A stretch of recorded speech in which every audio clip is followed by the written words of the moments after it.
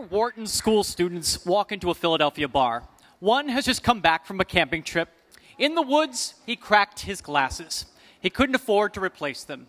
Flash forward 5 years, and you have e-commerce eyewear company Warby Parker, named after two Kerouac characters.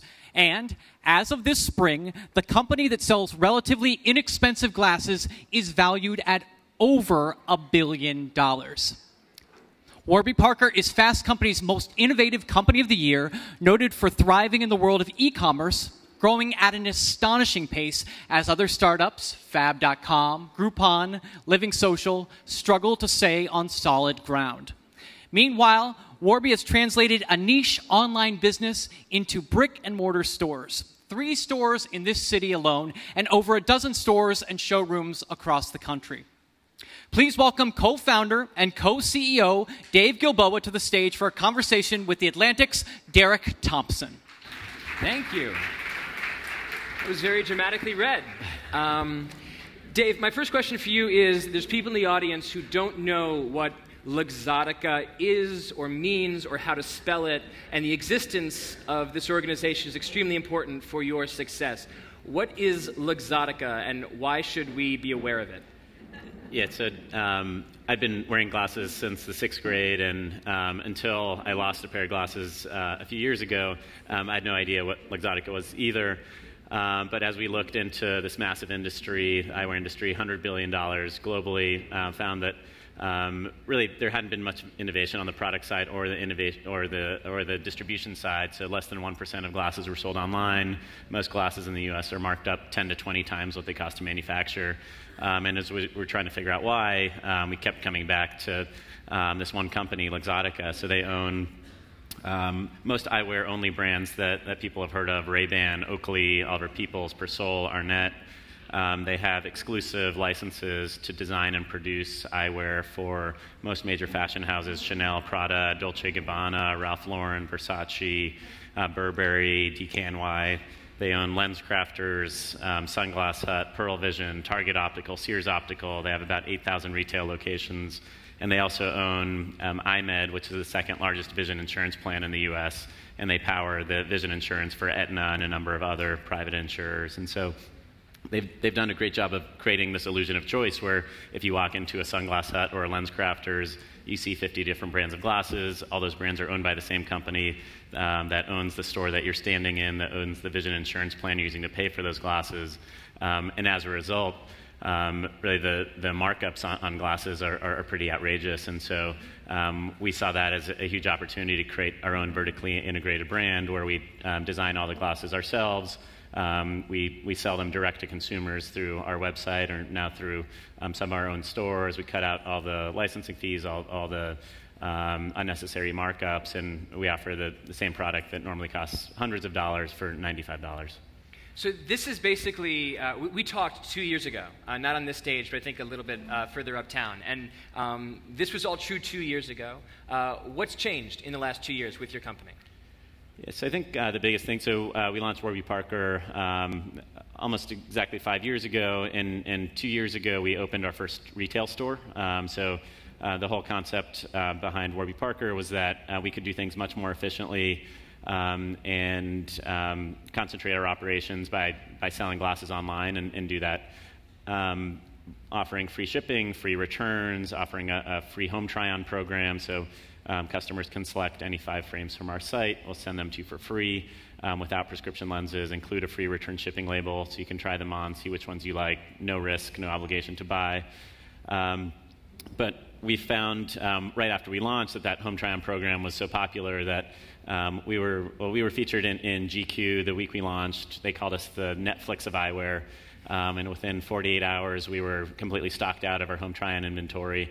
We had a wait list of 20,000 customers, and we were working out of our apartments while we were full-time students in business school at the time. And we started getting calls from people around Philadelphia saying, "I read about you in GQ. I want to try on your glasses, but there's this massive wait list. Can I come to your store or your office?" And we said, "Well, the store is my apartment, but come on over." And I think Philadelphia had the 2nd highest murder rate in the country at the time. but we had all these strangers coming into our apartments. We laid out the glasses on our dining room table, and we found that people loved that experience. They loved getting to meet the people behind the brand. They loved to be able to try on the entire collection, and we found that we learned so much from those face-to-face interactions with customers that really we couldn't learn engaging with customers just through a set of screens. And so when we we graduated, moved to New York, we set up our first office not too far from here by Union Square. We were on the 6th floor of a commercial building, no signage. But we set up a small showroom, a couple hundred square feet in our office, which is basically a table with some glasses on it. And all of a sudden, we started getting hundreds of people a day coming into that showroom, to the point where the landlord threatened to evict us because we were just dominating the elevator traffic in the building. And that gave us confidence to try some pop-up shops, to open some showrooms within existing boutiques. We bought an old yellow school bus that we gutted and turned the interior into a store. And that toured the country for about 18 months, setting up pop-up shops for 2 to 4 weeks in different cities. And we found that every time we had a physical experience, we got an incredible reception from customers. And so while our online business was growing really quickly, decided to open our first store in Soho 2 years ago. It's on Prince and Green, across the street from the Apple store, next to Ralph Lauren.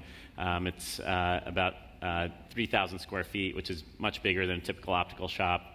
But we've just been blown away by the reception that we've seen from customers, where we try to make it feel very different from a typical optical shop. And we think shopping for glasses should be fun, and you shouldn't have to have a salesperson escort you and unlock a cabinet to be able to try on the product. We think you should be able to try on anything you want. We have a photo booth that is connected to the internet. It can email you photos. It can tweet them at you, so you can get immediate feedback from customers, from your friends or family members. And then we have a unified technology platform, so the same tech platform that powers our website or our mobile site also powers the point of sale in our stores, which is all iPad-based. So if you've done a home try-on online, if you bought a pair of sunglasses before, you walk into our store, any of our associates on their iPad can pull up your customer record. They know what you've tried on. They know what you like. They can provide you very personalized service. And we've just been blown away by the economics we've seen of those stores. So on a sales per square foot basis, even though we're selling glasses starting at $95, only Apple and Tiffany's are doing more volume out of their stores than we are. And so now we have a dozen stores around the country. We'll open 8 more this year, and are really viewing bricks and mortar as a major component of our growth going forward. Well, it's interesting that not only you, but some other online companies are finding that even though they start with e-retail, and then they realize that they're big enough that some of their customers really want to arrive at a brick and mortar location and touch the merchandise and sort of be around other people and feel like they're having that whole experience. And so you found, ironically, starting off as a digital company or a digital straight-to-consumer company, that people do want to come to these physical stores. Yeah, I think there's been a lot of talk that software is eating the world, and that the death of bricks and mortar stores. And we are big believers that e-commerce is going to continue to take share of all retail, and the vast majority of our business still comes through e-commerce. But we think that humans want to interact with other humans, and that's always going to be the case. And bricks and mortar shopping is not going to go away in any of our lifetimes. But the experience has to change, and shopping, it has to be about an experience, and you have to be able to offer something that people can't find just going to a website. And so we've really tried to focus on that unique experiences in our stores, and we're finding that customers are voting with their wallets, and that we're seeing tremendous volume through these stores. You guys are often held up as a company that understands how this 18 to 34 demographic, whether you want to call it Gen Y or Millennials, thinks and buys, shops, to this question of how do you sell to a millennial? I don't know if it's a terrible question. If maybe young people are just the exact same as old people with less money and fewer age. And so do you think it's a smart question? Do you think that there is something different about how this generation shops and thinks about spending its money? Or is it just a question of age and economics? I think there's a natural human tendency to generalize and to bucket groups of people just because it's easier for your brain to comprehend smaller quantities. But the truth is that humans are complex, and millennials are as complex and diverse as any other generation. And so we don't think about marketing to millennials or selling products to millennials any differently than any other demographic. At the end of the day, I think every generation wants high-quality products at great prices. They want great customer service, and they want their purchases to be convenient. But I think what has changed is that technology has made the world smaller and much more transparent. And so, younger generations tend to be earlier adopters of technology, and so they have access to more information. And in the past, where the world was a bit more opaque, where you could buy products from companies that offered high quality and low prices, and that was enough. Today, if those companies are using sweatshop labor or if they're abusing the environment, then there's going to be a huge backlash, and consumers are not going to want to support those organizations.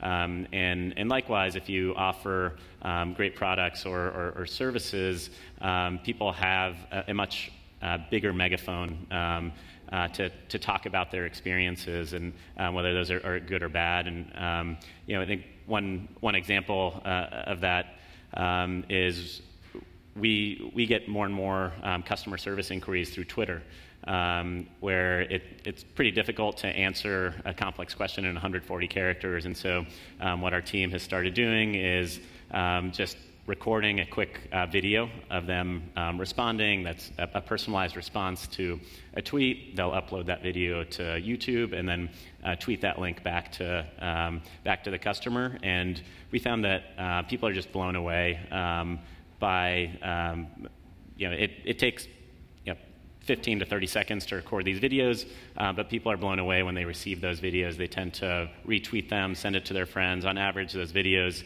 even though it's an individualized response, get 130 views. And so that's the equivalent of getting a friendly customer service email and forwarding it to 130 people. And so these platforms just allow for information to transmit to bigger audiences and much more quickly. Yeah, I'm glad you said that, because I agree. I think that a lot of times the generation is sort of mystified by a lot of people, when in fact what you're looking at is just human nature plus technology. And when you have 40 and 50-somethings that understand the technology the exact same way that an 18-year-old or a 28-year-old would, that they end up behaving the exact same way, and that enjoying a good customer service experience, being sort of surprised that there's actually, like you said, a human being at the other end of the line.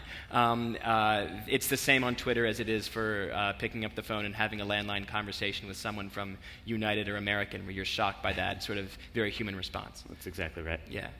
So I did want to point out that I was shopping on Warby Parker today. I actually have 20/20 vision and did not need glasses, but I was surprised by the names of the glasses that I saw. I'm just going to read out a couple of the names. Buckley, Topper, Barkley, Beckett, Downing, Edgeworth, Ripley, Preston, Percy. Why do all of your glasses sound like Park Slope dogs or Jane Austen characters?